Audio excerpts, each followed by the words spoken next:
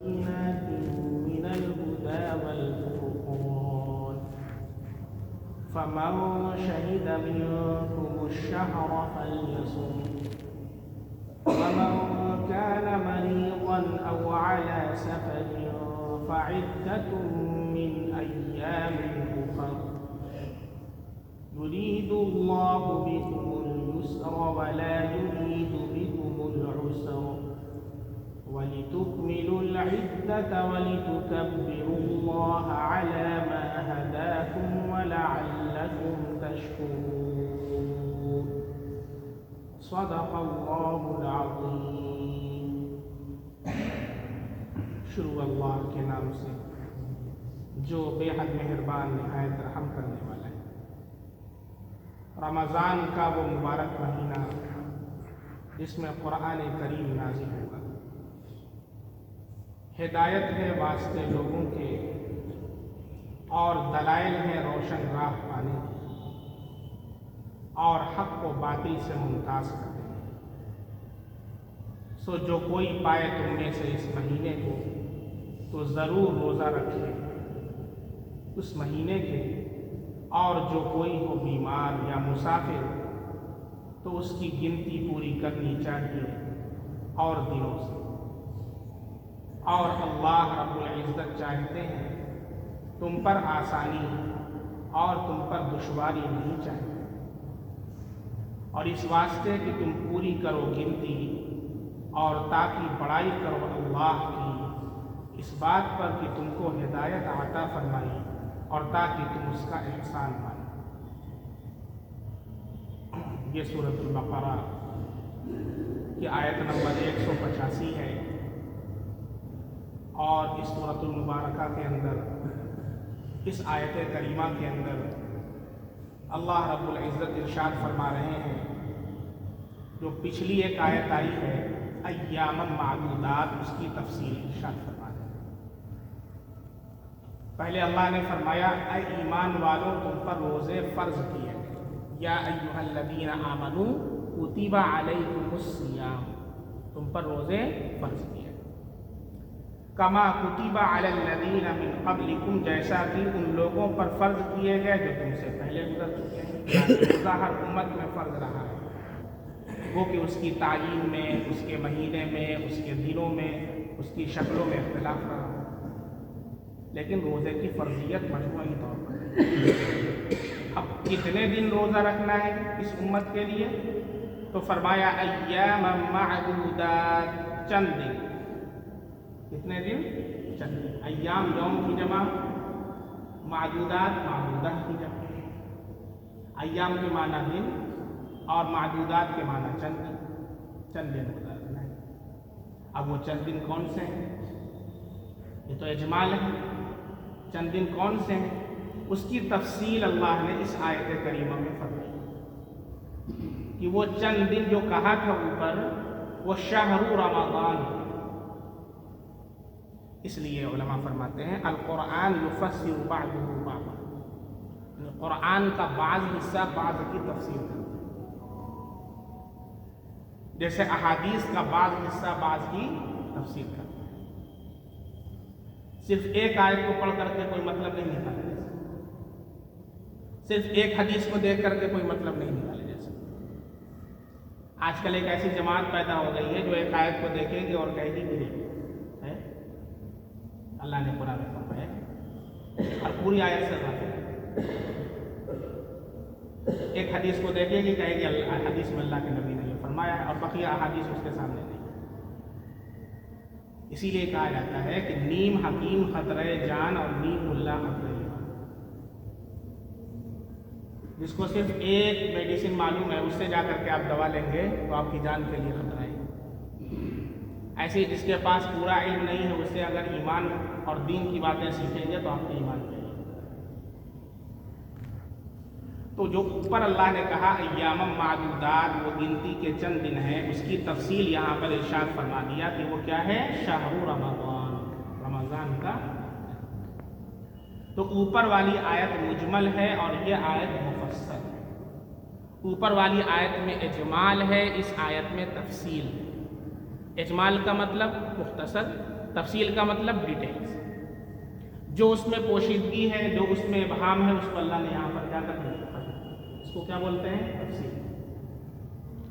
تو فرمایا شہر رمضان الذی، رمضان کا مبارک مہینہ، انزل فیہ القرآن، جس میں قرآن کریم کو نازل کیا گیا۔ اور یہ مبارک مہینہ ایسا ہے کہ جس کے اندر اللہ رب العزت نے قرآن کریم کے نزول کو مکمل فرمایا۔ قرآن کریم پورا کا پورا لوح محفوظ سے سمائے دنیا پر ایک رات میں اللہ نے نازل کر دیا، جسے شب قدر۔ چنانچہ قرآن میں اللہ نے فرمایا انا انزلناہ فی لیلۃ القدر، ہم نے اس قرآن کو شب قدر میں اتارا۔ لیکن آسمائے دنیا پر، سمائے دنیا سے قلب اطہر، ہمارے نبی صلی اللہ علیہ وسلم کے قلب اطہر پر تھوڑا تھوڑا تھوڑا تھوڑا 23 سال کے عرصے میں نازل۔ بعض لوگ اس کے اندر بھی کنفیوز رہتے ہیں، ارے ایک جگہ تو کہا گیا کہ قرآن شب قدر میں نازل کر دیا گیا، اور دوسری طرف آتا ہے کہ 23 سال کے عرصے میں نازل ہوا، تو دونوں میں کوئی کنفیوژن نہیں ہے۔ جہاں ہے کہ اللہ نے اسے شب قدر میں اتارا وہ بھی ٹھیک، اور جہاں ہے کہ 23 سال کے عرصے میں نازل وہ بھی ٹھیک۔ شب قدر میں اتارا پورا کا پورا لوح محفوظ سے سمائے دنیا پر، 23 سال کے عرصے میں قلب اطہر، اللہ کے نبی صلی اللہ علیہ وسلم کے قلب اطہر پر اتارا، سمائے دنیا سے اللہ کے نبی صلی اللہ علیہ وسلم کے قلب اطہر۔ اس لیے کوئی تعارض نہیں، لا تعارض ہو، پریشان ہونے کی کوئی ضرورت۔ چنانچہ روایت کے اندر آتا ہے، مسند احمد کی روایت ہے، حضرت واصلہ بن اسقع رضی اللہ تعالیٰ عنہ فرماتے ہیں کہ اللہ کے نبی نے فرمایا حضرت ابراہیم علیہ السلام کے صحیفے رمضان کی پہلی تاریخ میں نازل ہوئے۔ صرف یہ قرآن ہی کی فضیلت نہیں، بلکہ جتنے بھی صحائف اللہ نے آسمان سے نازل فرمائے وہ سارے کے سارے رمضان۔ یہ اتنا مبارک ہے جو مہینہ آنے جا رہا ہے، ہم جس کا استقبال کرنے جا رہے ہیں، ہم جس مہینے کو ویلکم کرنے جا رہے ہیں، اتنا مبارک مہینہ کہ اللہ نے اس مہینے میں قرآن کریم کو بھی نازل کیا ہے اور آسمانی صحائف کو بھی اس میں نازل کیا ہے، اور جو پچھلی آسمانی کتابیں اس کو بھی اس میں نازل کیا ہے۔ چنانچہ جو روایت میں نے پڑھی ہے اس میں تفصیل ہے، اور تاریخ کو بھی اللہ کے نبی نے بیان فرما دیا ہے کہ حضرت ابراہیم علیہ السلام کے صحیفے رمضان کی پہلی تاریخ میں نازل فرمائے، اور توریت 6 رمضان کو نازل فرمائی، توریت 6 رمضان کو نازل فرمائی، انجیل 13 رمضان کو نازل فرمائی، اور قرآن کریم 24 رمضان، قرآن کریم 24 رمضان کو نازل فرمایا۔ اور حضرت جابر رضی اللہ عنہ کی روایت میں ہے کہ زبور 12 رمضان میں اور انجیل 18 رمضان کو نازل کی۔ اب جیسا کہ آپ کو معلوم ہے کہ یہاں پر جو ہے کہ 24 رمضان میں نازل ہوا، اور اللہ نے قرآن میں فرمایا انا انزلناہ فی لیلۃ القدر، ہم نے قرآن کو شب قدر کے اندر اتارا ہے۔ تو 24 رمضان میں اور شب قدر میں کوئی تعارض نہیں، 24 رمضان میں اور شب قدر میں کوئی تعارض نہیں، اس لیے کہ شب قدر کس رات میں ہوتی ہے، تو اس سلسلے میں حضرت حسن رضی اللہ عنہ کے نزدیک 24ویں شب ہی شب قدر، 24ویں شب ہی شب قدر۔ اور دوسری آیت میں ہے ہم نے قرآن کو شب قدر میں اتارا، اور اس حدیث کے اندر بھی ہے کہ 24ویں رمضان کو اللہ نے قرآن کو نازل کیا، تو کوئی تعارض۔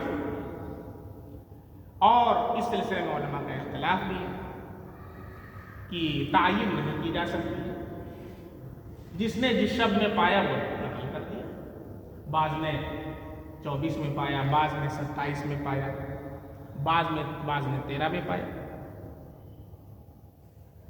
تو یہ فیصلہ ہے جمہور علماء کا کہ شب قدر پورے رمضان میں دائر گھومتی ہے، اور اس میں بھی زیادہ امکان جو ہے وہ اخیر عشرے میں پائے جائے، اور اخیر عشرے میں بھی تاخراتوں میں پائے جانے کا ہے، لیکن کوئی فکس نہیں ہے کہ اسی رات وہ اللہ کی طرف سے۔ اور اس میں بھی خیر ہے امت کے لیے کہ امت ہر رات میں جاگے۔ اگر ہم کو معلوم چل جاتا کہ فلاں ہی رات کو ہوگی تو ہم ہر رات سو جاتے اور اسی رات میں صرف جاگتے۔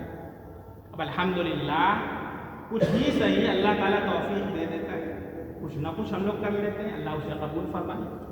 تو کم سے کم اتنا کر لیں کہ سونے سے پہلے پورے رمضان 1 روپیہ کم سے کم صدقہ کر دیا کرے. اگر شب قدر ہوگی تو اللہ رب العزت کروڑوں صدقہ کرنے کا ثواب دے دیں گے. سونے سے پہلے کم از کم 1 مرتبہ سورہ یاسین شریف پڑھ لیں. سونے سے پہلے 1 مرتبہ سورۃ الملک اور سورۃ الواقعہ پڑھ لیا کریں. شب قدر ہوگی تو اللہ رب العزت ہمیں کروڑوں سورت پڑھنے کا ثواب عطا فرما دے. 2 رکعت نفل پڑھ لیا کریں. 2 رکعت.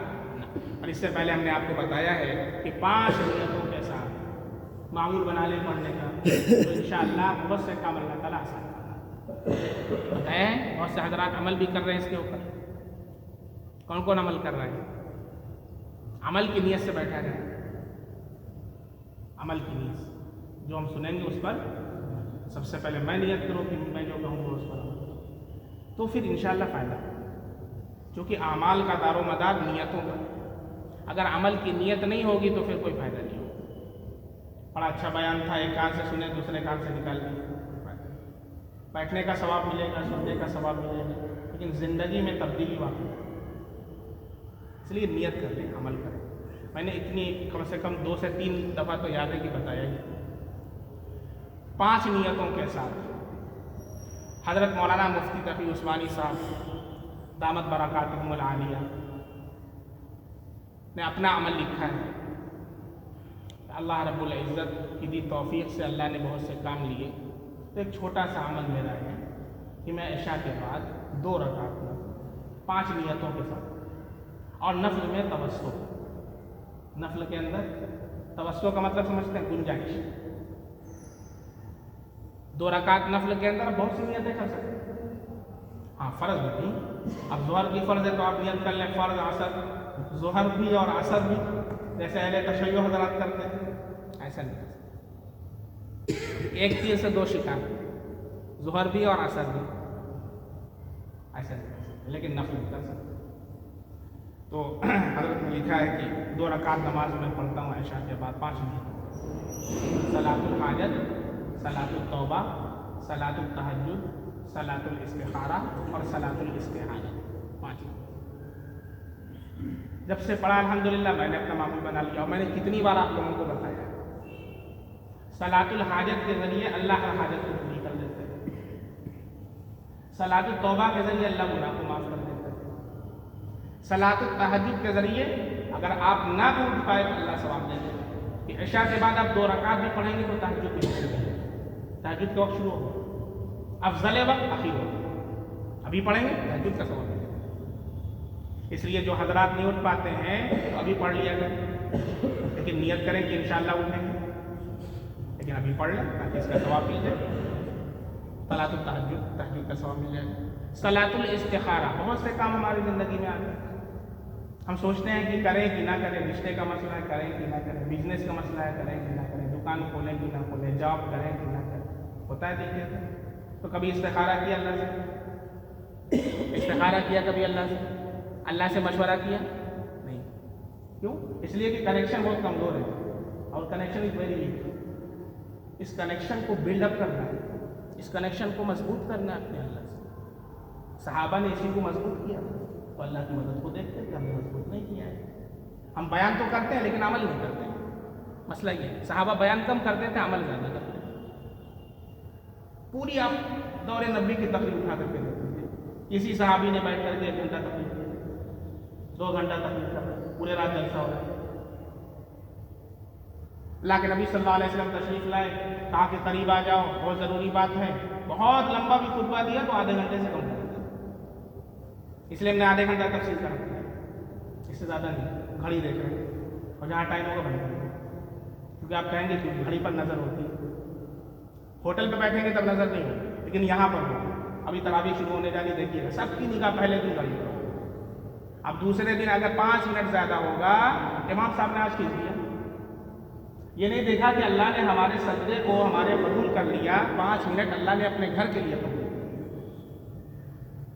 خدا کی قسم خوش نصیبی مثال ہے کہ اللہ نے اپنے گھر کا مہمان بنا رکھا ہے. We are the guest of Allah سبحانہ و تعالی. اللہ کے مہمان ہیں. اس پر فخر کرو. 101% فخر ہونا چاہیے دل کے اندر. جب اپنے اللہ کے مہمان ہیں اور گھر سے نکلے مسجد سے تو خوشی ہونی چاہیے جیسے پی ایم سے کوئی مل کر کے آج سب کو بتاتا ہے، ایک صاحب ملے تو بتایا انہیں کہ ارے ہم کو جو ہے وہ کوئی رتن ایوارڈ ملا ہے، ہم کو جانتے ہیں؟ ہم نے کہا نہیں. میں نے کہا رتن ایوارڈ ملا ہے، بھارت رتن ایوارڈ ملا. میں نے کہا بھائی کانگریچولیشن، مبارک ہو، رتن ایوارڈ ملا ہے. لیکن اللہ کے یہاں ایوارڈ کی کسی کو فکر نہیں. اللہ کے یہاں کس کو ایوارڈ ملے گا؟ اللہ کے یہاں ایوارڈ ملے گا قرآن کریم کا ایوارڈ، حفظ قرآن کا ایوارڈ ملے گا. تو ایوارڈ اللہ سے لینا ہے، اللہ سے گفٹ لینا ہے کہ نہیں لینا ہے؟ اس پر خوشی محسوس ہونا چاہیے. ان کو خوشی نہیں ہوتی اندر سے. تو صلاۃ الاستخارہ تو رکعت کی سنت سے پڑھ لیا کریں، اللہ رب العزت سے مشورہ کریں تو اللہ اس میں خیر ڈالتے ہیں. استخارہ خیر سے. استخارہ کس سے؟ خیر سے. استخارہ کا معنی خیر طلب کرنا، مشورہ کرنا بھی آتا ہے. مشورہ میں خیر کیوں ہے؟ کیونکہ جب مشورہ کریں گے تو اللہ اس میں خیر ڈال دیں گے، اس لیے اس میں بھی خیر استخارہ ہوگا. تمام انبیاء مشورہ کرتے تھے. ہمارے نبی صلی اللہ علیہ وسلم کی سنت ہے، تمام انبیاء کی سنت ہے. صحابہ کرام کی ضرورت تھی اور ہم صحابہ کرام کی عادت تھی اور ہم سب کی ضرورت ہے. اس لیے مشورہ ضرور مشورہ کرنا ہے اور اللہ رب العزت سے ضرور مشورہ کرنا ہے. اور مشورہ کرنے کا طریقہ ہمارے نبی نے بتا دیا، صلاۃ الاستخارہ. 2 رکعت پڑھ لیا. اور کوئی ضروری نہیں کہ سونے سے پہلے پڑھیں. کچھ لوگوں نے اس کو ضروری سمجھا ہے، سونے سے پہلے پڑھنا ہے اور پھر اس کے بعد کوئی بات نہیں کرنا ہے. ایسا کچھ آپ دن میں پڑھ سکتے ہیں، ظہر کے بعد پڑھ لیں، عشاء کے بعد پڑھ لیں. بہتر یہ ہے کہ آپ ایسے وقت میں پڑھیں کہ اس کے بعد آپ کسی سے بات کریں تو اللہ رب العزت اس میں خیر ڈال دے گا. کوئی ضروری نہیں کہ خواب ہی نظر آئے، قلبی رجحان بھی ہو جاتا ہے اور اس کے بعد جو کام کریں گے اللہ اس میں خیر ڈال دے گا. اور استخارہ خود سے کرنا ہے. ایک صحابہ کہنے لگے ہمارا استخارہ مفتی صاحب کر دیں گے. کس چیز کا؟ کہیں شادی کا. میں نے کہا شادی آپ کر رہے ہیں کہ ہم کر رہے ہیں؟ بیوی آپ کے گھر جائے گی میرے گھر نہیں ہمارے گھر. پھر استخارہ کر لیں. پوری ذخیرہ احادیث کے اندر کھنگال کر کے دیکھ لو، ایک صحابی اللہ کے نبی سے بڑھ کر کوئی ہو سکتا ہے؟ ایک صحابی دکھا دو جس نے جا کر اللہ کے نبی سے کہا اللہ کے نبی میرا استخارہ کر دیا. میرے نبی نے صحابہ کو استخارہ کرنے کی تعلیم دی اور صحابہ نے خود اللہ سے کنیکشن کیا اور اللہ سے مانگا ہے. ہم کیوں نہیں استخارہ کرتے؟ سارا کام ہم خود کرتے ہیں. لیکن جہاں استخارے کی بات آتی ہے فلانے صاحب سے کروا دیجیے کہ ارے خود اللہ سے مانگیے. اللہ قرآن میں کہتا ہے وَإِذَا سَأَلَكَ عِبَادِي عَنِّي فَإِنِّي قَرِيبٌ. جب آپ سے میرے بندے پوچھے کہ میں کہاں ہوں، کہتی میں قریب ہوں. نحن اقرب الیہ من حبل الورید. میں اپنے بندے کے شہ رگ سے زیادہ قریب ہوں. مانگ کر کے تو دیکھیں، سوال کر کے تو دیکھیں. اللہ سے مانگنے نہیں چاہتے. کیسے مانگے؟ جیسے بچہ مانگتا ہے اپنی ماں سے، مانگ کر کے چھوڑتا ہے. مانگے اپنے اللہ سے، کیوں نہیں دے گا؟ اللہ کے خزانے میں کسی چیز کی کمی نہیں. مانگنے کا سلیقہ ہے. کلیم عاجز گزرے ہیں بہت بڑے شاعر، انہوں نے لکھا ہے بات چاہے بے سلیقہ ہو کلیم، بات چاہے بے سلیقہ ہو کلیم، بات کہنے کا سلیقہ چاہیے. اللہ سے کہیں، اللہ سے مانگے. اور سلیقہ میرے نبی نے بتا دیا ہے کیسے مانگنا ہے. پہلے اللہ کی تعریف کرنا ہے، اللہ کی حمد و ثنا بیان کرنا ہے، پھر اللہ کے نبی پر درود بھیجنا ہے، پھر اس کے بعد اپنے پوائنٹ پر آنا ہے. ہم ڈائریکٹ پوائنٹ پر آ جاتے ہیں، اللہ بس مسئلہ حل کر دیجیے. طریقہ بات سمجھ میں آ رہی ہے؟ تو صلاۃ الاستخارہ کریں گے انشاءاللہ. اور لاسٹ میں کیا بتایا؟ صلاۃ الاستعانہ. پہلی دفعہ سن رہے ہیں صلاۃ الاستعانہ. استعانت کا مطلب ہر نماز میں پڑھتے ہیں ایاک نعبد و ایاک نستعین. اللہ تیری ہی عبادت کرتے ہیں، تجھ ہی سے مدد مانگتے ہیں، اللہ ہی سے مدد مانگتے ہیں. تو استعانت کا مطلب مدد مانگنا. صلاۃ الاستعانہ، ہم اللہ کی مدد کے محتاج ہیں. ہر کام چھوٹا بھی کام اللہ کی، بغیر اللہ کی مدد کے ہم کچھ نہیں کر سکتے. تو اللہ کی مدد مانگیں گے. بہت آسان ہے. 2 رکعت نماز پڑھ لیں 5 نیتوں کے ساتھ. آپ دیکھیں گے اللہ رب العزت کتنے زبردست اثرات آپ کے اعمال کو کر کے دیکھ لیجیے. میں تو کرتا ہوں، میں تو حیران ہوں کیسے اللہ کرتا ہے میرے ساتھ. اللہ تعالیٰ کرتے ہیں اور اللہ ہی کرنے والا ہے. اور اللہ سے کہنا بھی ہے کہ اللہ آپ ہی کرنے والا ہے، آپ ہم کو ذریعہ بنائے، آپ ہی کو کرنا، آپ کروا دیجیے. بس کیسے ہوگا وہ تو آپ ہی جانتے ہیں. اور دیکھیے اللہ تعالیٰ کیسے کروا دیں. یہ 5 نیتوں کے ساتھ 2 رکعت نماز عشاء کے بعد پڑھے گا. صلاۃ التوبہ، صلاۃ التہجد، صلاۃ الاستخارہ، صلاۃ الاستعانت اور صلاۃ الحاجت. 5. اللہ ساری ضرورتوں کو پورا کرے گا، اللہ توبہ کو قبول کر لے گا، معاف کر دے گا، اللہ ہر کام کے اندر خیر ڈال دے گا، اللہ کام کے اندر مدد کرے گا اور اللہ ہر حاجت کو پوری کر دے گا. کتنا آسان نسخہ ہے. کریں گے انشاءاللہ. رمضان میں تو ضرور کریں گے. ٹھیک ہے. یہ بات کہاں سے نکل رہی ہے؟ شہر رمضان سے نہیں، انا انزلنا. اس کو میں نے قرآن کریم کو لیلۃ القدر میں نازل کیا اور 24 رمضان کی شب میں بتلایا. تو 24 جو یہ بتلایا ہے اس کے اندر بھی صحابہ کرام نے جس کو دیکھا، حضرت حسن رضی اللہ عنہ نے 24 میں پایا، 24. حضرت عبداللہ بن مسعود رضی اللہ عنہ نے 27 میں پایا، 27. چونکہ دائر ہوتی ہے تو جمہور علماء کا جو مسلک ہے وہ یہ ہے کہ یہ دائر ہوتی ہے، گھومتی رہتی ہے. کب پائی جاتی ہے؟ اللہ بہتر جانتا ہے. اب اس رمضان میں کون سی رات میں ہوگی اللہ بہتر جانتا ہے. اس میں بھی خیر ہے کہ ہم عبادت کریں اپنے اللہ کی، ہر رات کچھ نہ کچھ کر لیں، اور کم سے کم یہ والی نماز کو ہم کم سے کم پڑھ ہی لیں 2 رکعت 5 نیتوں کے ساتھ. اور اگر اللہ نے وقت دیا ہے تو 2 رکعت الگ الگ پڑھ لیں. وقت کم ہے، توسع اللہ نے دیا ہے، فائدہ اٹھائے اس نے. سمجھ میں آ رہا ہے؟ اور یہاں پر جو فرمایا فمن شہید منکم الشہر فلیصم، یعنی جو رمضان کو پائے تو اس کے لیے روزہ رکھنا لازم ہے. کچھ شرائط سے جو رمضان کو پائے تو روزہ رکھنا لازم ہے، اس کے لیے کچھ شرائط. کیا کیا شرطیں ہیں؟ رمضان میں پائے جانے کی شرط یہ کہ نمبر 1 عاقل ہو، نمبر 2 مسلمان ہو، نمبر 3 بالغ ہو، نمبر 4 مقیم ہو، نمبر 5 حیض اور نفاس سے پاک ہو. مسلمان ہے تو پھر روزہ فرض ہے، مسلمان ہی نہیں غیر مسلم ہے تو اس پر روزہ بھی فرض نہیں. اسی طریقے سے مسلمان تو ہے لیکن پاگل ہے، مجنون، عقل ہی نہیں تو اس پر روزہ فرض ہے. ایسے ہی مسلمان تو ہے لیکن نابالغ ہے، بالغ ہی نہیں تو اس پر بھی روزہ فرض ہے. مسلمان تو ہے لیکن مریض ہے، بیمار ہے تو پھر اللہ نے رخصت دی ہے، چھوٹ دی ہے، بعد میں پورا کر لیں. فعدۃ من ایام اخر، سفر پر ہے فمن کان منکم مریضا او علی سفر، مریض ہو یا سفر میں ہو، فعدۃ من ایام اخر، تو اللہ نے رخصت دی ہے کہ بعد میں پورا کر لیں. لیکن کوئی مسافر روزہ رکھنا چاہے رکھ سکتا ہے، عزیمت ہے. روزہ رکھنا چاہے عزیمت ہے. آپ سمجھتے ہیں کہ نہیں ہم روزہ رکھیں گے تب رکھ لیجیے، لیکن اللہ نے رخصت دی ہے کہ اگر کوئی مسافر ہے اور روزہ نہیں رکھتا ہے تو اللہ نے رخصت دی، اس کو گناہ نہیں ہے. لیکن اگر مسافر نہیں ہے اور کوئی بیماری بھی نہیں ہے اور پھر بھی روزہ نہیں رکھیں گے تو گنہگار ہوں گے. ایسی کوئی عورت ہے حیض اور نفاس سے تو اس کے لیے بھی کیا ہے؟ فعدۃ من ایام اخر، دوسرے دنوں کو پورا کرنا ہے. بات سمجھ میں آ رہی ہے؟ لہٰذا جس شخص کا پورا رمضان ایسی حالت میں گزر گیا کہ اس کے اندر روزہ رکھنے کی صلاحیت ہی نہیں تھی، جیسے کافر تھا یا جو ہے نابالغ تھا، تو پھر ایسی صورت میں اس پر کوئی روزہ فرض ہی نہیں ہوگا. لیکن اگر آدھی صلاحیت تھی اور آدھی نہیں تھی، جیسے کوئی مسلمان بھی ہے اور عاقل بھی ہے لیکن پاگل ہے، مسلمان بھی ہے اور عقل مند نہیں ہے، مسلمان بھی ہے بالغ بھی ہے لیکن پاگل ہے. ٹھیک ہے. 15 رمضان کو اس کی عقل واپس آ گئی. 15 رمضان اس کا ایسے گزر گیا، 15 کو عقل مند ہو گیا، اس کی عقل واپس آ گئی. تو اب کیا کرے گا؟ پچھلے جو روزے چھوٹے اس کی قضا کرے گا کہ نہیں؟ اس کی روزہ کرے گا. ان روزوں کی کیا کرے گا؟ کیوں؟ اس لیے کہ جب رمضان کو پایا تو مطلق صلاحیت اس میں موجود تھی، وہ مسلمان تھی، وہ کیا تھا؟ بالغ. لیکن ایک عارض یعنی جنون کی وجہ سے وہ روزہ نہیں رکھ پایا، وہ عارض ختم ہو گیا، اس لیے اب روزہ کو اس وقت سے فرض ہے اور جو پچھلا روزہ چھوٹ گیا اس کی قضا.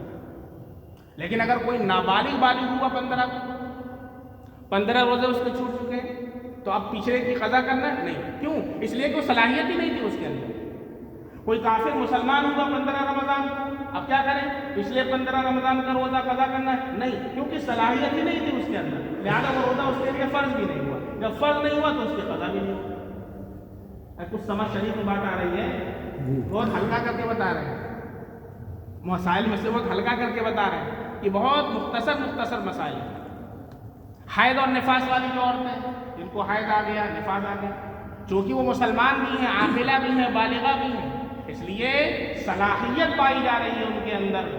اگرچہ ایک عارض پیش آ گیا یعنی حیض آ گیا ایک عارض پیش آ گیا، کہیں نفاذ آ گیا، لیکن صلاحیت تو پیدا نہیں ہے، اس وجہ سے ان کے جتنے روزے چھوٹیں گے ان کی قضا کرنا پڑے گا۔ اچھا نماز کی قضا نہیں ہے، اس میں کیا حکمت ہے؟ شریعت کا کوئی حکم حکمت سے خالی نہیں۔ علامہ شاہ ولی اللہ محدث دہلوی رحمۃ اللہ علیہ نے ایک کتاب لکھی ہے حجت اللہ البالغہ، پڑھ لیجیے گا، پیر کے نیچے زمین جو ہے وہ اوپر اڑنے لگے گی پڑھنے کے بعد۔ نہ ایسی کتاب اس سے پہلے لکھی گئی نہ قیامت تک لکھی جائے گی۔ اور جانتے ہیں کس فن کے اندر ہے؟ فن اسرار حدیث کے اندر، اسرار شریعت کے اندر۔ اور کیسے لکھا ہے؟ کسی انسان کے بس کی بات بھی نہیں، روضہ اطہر کے بغل میں بیٹھ کر کے لکھا ہے۔ حضرت اپنا مکاشفہ ذکر کرتے ہیں کتاب کے مقدمے کے اندر کہ میں بیٹھا ہوا تھا اور مراقبے کے اندر تھا کہ ایسا لگا کہ میں آپے سے باہر ہوں اور مجھ سے کوئی کہہ رہا ہے کہ یہ ہادہ قلم جدنا رسول اللہ صلی اللہ علیہ وسلم، یعنی میرے ہاتھ میں قلم دیا اور کہا کہ یہ ہمارے نانا جان حضرت حضور صلی اللہ علیہ وسلم کی قلم۔ اور جب میں ہوش میں آیا تو دیکھا کہ ہاتھ میں قلم تھی، اور اللہ نے یہ دل کے اندر ڈالا کہ تم اس پر کتاب لکھو، فن اسرار شریعت، اسرار شریعت بہت باریک چیز ہے۔ اسرار کیا ہے، رموز کیا ہے؟ نماز 5 وقت ہے، کیوں 5 وقت ہے؟ 6 وقت کیوں نہیں بھائی؟ فجر میں 2 ہی رکعت کیوں ہے فرض؟ ظہر میں 4 رکعت کیوں فرض ہے؟ مغرب میں 3 رکعت ہے، 4 رکعت کیوں؟ اللہ جانتا ہے، ہمارا کام فالو کرنا ہے۔ اور کوئی مسلمان اعتراض کرے تو مسلمان نہیں، کوئی مسلمان یہ کہے کہ اب تو نہیں مانتے 3 رکعت ہے تو مسلمان ہی نہیں، کیونکہ وہ اللہ کے احکام کا انکار کرتا ہے، قرآن کے ایک حرف کا بھی انکار کر دے گا تو اسلام سے خارج ہو جائے گا۔ تو اللہ رب العزت نے وہ صلاحیت ان کے اندر رکھی، عطا فرمائی کہ وہ انہوں نے وہیں پر بیٹھ کر کے کتاب کو لکھا ہے، حجت اللہ البالغہ، روح کے اوپر بحث فرمائی۔ ایسی ایسی باتیں ہیں کہ ہم ہمارا تصور نہیں کر سکتے۔ تو حضرت نے اس کے اندر لکھا ہے کہ حیض و نفاس کے ایام میں جو روزے چھوٹ جاتے ہیں ان کی قضا ہے، اور جو نمازیں چھوٹ جاتی ہیں ان کی قضا نہیں ہے، جو نمازیں چھوٹ جاتی ہیں ان کی قضا نہیں ہے۔ کیوں؟ اس لیے کہ نماز ایک دن میں کتنی ہے؟ 5 فرائض اور 1 واجب، وتر 6۔ اور روزہ ایسا عمل ہے کہ اگر انسان روزہ رکھے تو روزے کے ساتھ ساتھ بہت سے کام کر سکتا ہے۔ ایسا نہیں کہ روزہ رکھا ہے تو مشغول ہے، روزہ رکھا ہے کھانا بھی پکا رہا ہے، روزہ رکھے ہوئے قرآن کی تلاوت کر رہا ہے، روزہ رکھے وہ اپنا کام کو کر رہا ہے۔ یعنی وہ ایسا عمل نہیں ہے روزہ کہ اس کی وجہ سے کوئی دوسرا عمل نہیں کر سکتا ہے۔ اور نماز ایک ایسا عمل ہے کہ اس میں کلام کرنا منع ہے، اس میں ایک مخصوص وقت پر وضو بنا کر کے یہ کام کرنا ہے۔ اگر 6 نمازیں لاگو کر دی جاتی، اس کو بھی کہا جاتا کہ اس کی قضا کرنا ہے تو حرج عظیم لاحق آتا ہے، ایک بہت بڑا حرج لاحق آتا ہے، کیونکہ 15 دن 10 دن 9 دن، اب نمازوں کو آپ شمار کر لیجیے کتنی نمازیں ہو گئی۔ اب عورت بیٹھ کر کے پڑھ رہی، شوہر کھانا دیجیے، نماز پڑھ رہی، تو حرج عظیم لاحق آتا ہے۔ شریعت نے اس کو ثابت کر دیا، جس میں حرج ہے اور جس میں حرج نہیں اس کو باقی رکھنا۔ یہ ایک حکمت بتا رہے ہیں، سینکڑوں حکمتیں اللہ کی طرف سے لکھی ہیں، اور نہ ایسی کتاب پہلے لکھی گئی نہ بعد میں لکھی گئی۔ ذالک فضل اللہ یؤتیہ من یشاء، یہ اللہ کا فضل ہے، اللہ جسے چاہے عطا کر دے، واللہ ذو الفضل العظیم، اور اللہ تعالیٰ بڑے فضل والے ہیں۔ تو یہ ایک بحث ہو گئی کہ رمضان کا روزہ کس کے اوپر فرض ہے اور کس کے اوپر نہیں ہے۔ چونکہ آپ کا وقت بھی پورا ہو چکا ہے، آدھا گھنٹہ، اس لیے زیادہ نہیں بولیں گے، بس مختصر رمضان میں ہمیں کیا کرنا ہے، رمضان کا استقبال کیسے کرنا ہے، اس کے لیے بس مختصر کچھ چیزیں ہم نے نوٹ کی ہیں، بس وہ آپ کو مختصر ذکر کر دیں۔ سب سے پہلی چیز، کیونکہ اللہ کا معزز مہمان آتا ہے،